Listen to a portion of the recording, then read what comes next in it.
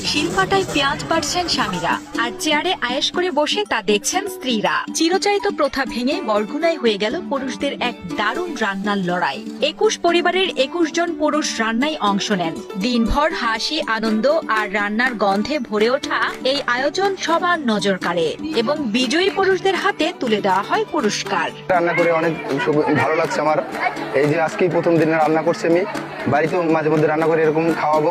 মহিলারা কি কষ্ট করে বাড়িতে রান্না করে আমাকে খাওয়ায়, এটা আমি বলতে পারবো রান্না করাটা শেষ, কিন্তু এখনই কিছুটা মালুম করতেছি। অনেক পুরুষ আছে যারা মহিলাদেরকে সর্বক্ষণই বলে বাসায় বসে কি কাজ করো, সারাদিন শুধু রান্না বান্নাই তো করো, আর তেমন তো কিছু করো না। কিন্তু পুরুষরা দেখে না, আসলে মহিলাদের সারাক্ষণই লেগে যায় তাদের সংসারের কাজ করতে করতে। বরগুনার তালতলী উপজেলার গাবতলী গ্রামে এফডি ও কেয়ার বাংলাদেশের সহযোগিতায় এই অভিনব প্রতিযোগিতার আয়োজন করে বেসরকারি উন্নয়ন সংস্থা জাগনালী।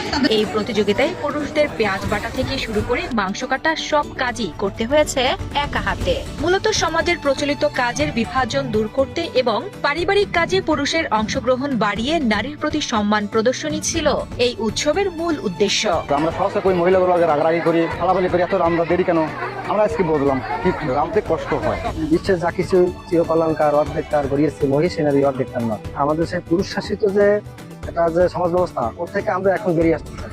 আমার স্বামী এই যে আমার বিবাহিত জীবনে 17 বছরের ভিতরে কোনো সময় রান্না করে নাই, আজকে ফার্স্ট রান্না করছে।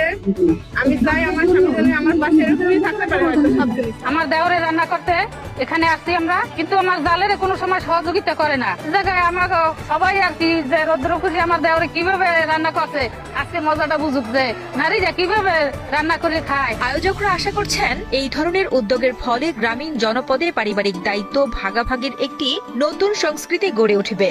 উপস্থিত অতিথিরা মনে করেন ঘরের কাজে পুরুষদের এই অংশগ্রহণ নারী পুরুষের সমতা নিশ্চিত করতে বড় ভূমিকা রাখবে। জাগনালীর কর্মকর্তারা জানান, কেবল শখের রান্না নয়, বরং জীবন চলার পথে প্রতিটি কাজে নারীর সহযোগী হতে পুরুষদের উদ্বুদ্ধ করাই তাদের এই প্রকল্পের মূল লক্ষ্য।